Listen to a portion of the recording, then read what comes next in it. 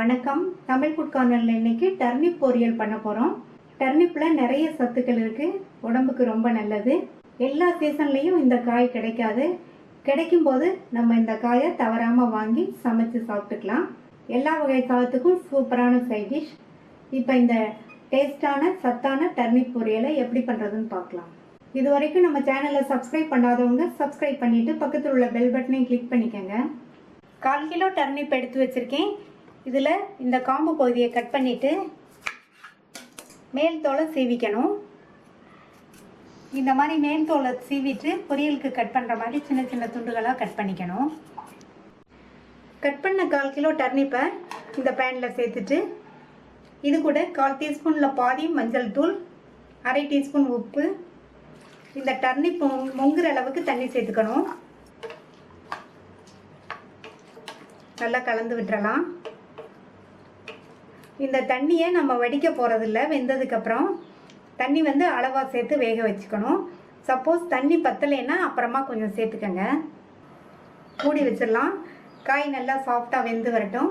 இடையில ஓப்பன் பண்ணி பார்த்து தண்ணி தேவைப்பட்டால் கொஞ்சமாக சேர்த்துக்கங்க. இந்த மிக்ஸி ஜாரில் 2 பச்சை மிளகாய் உங்கள் காரத்துக்கு தகுந்தபடி சேர்த்துக்கங்க. 2 பெரிய பல் பூண்டு, கொஞ்சமாக கறிவேப்பிலை இலைகள், 1/2 டீஸ்பூன் சீரகம், 1/4 டீஸ்பூனில் பாதி மஞ்சள் தூள். காய் வேகும்போது 1/2 டீஸ்பூன் உப்பு சேர்த்துருக்கோம்.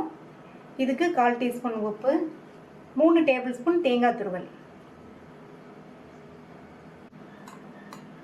இதை தண்ணி எதுவும் சேர்க்காம லேஸ் கொரகொரப்பாக அரைச்சிக்கணும். காய் நல்லா கரெக்டாக சாஃப்டாக வெந்துருச்சு. நம்ம சேர்த்த தண்ணியுமே சரியாக போச்சு.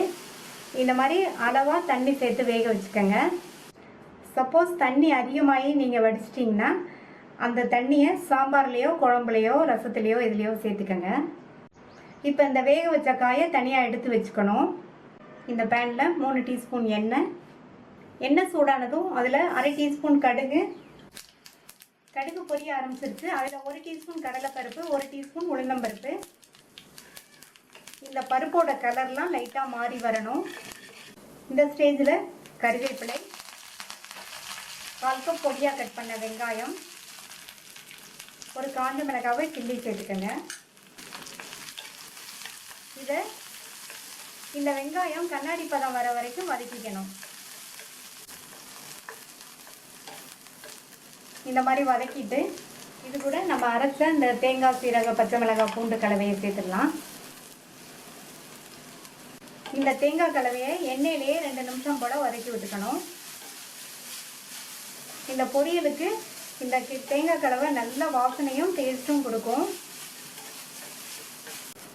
2 நிமிஷம் ஆச்சு. தேங்காய் கலவையோட பச்சை வாசனையெல்லாம் போயிடுச்சு. இது கூட வேக வச்ச டர்னிப்பை சேர்த்துக்கலாம். டர்னிப்பை சேர்த்துட்டு நல்லா ஒன்றா மிக்ஸ் பண்ணி விட்டுக்கணும்.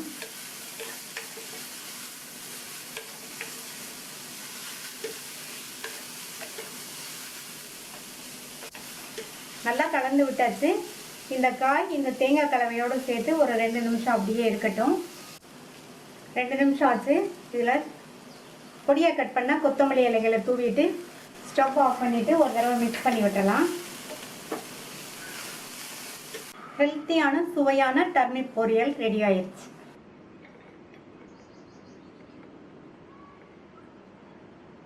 இந்த டர்னிப் பொரியலை நீங்களும் ட்ரை பண்ணி பார்த்துட்டு உங்கள் கமெண்ட்ஸ் சொல்லுங்கள். Thank you.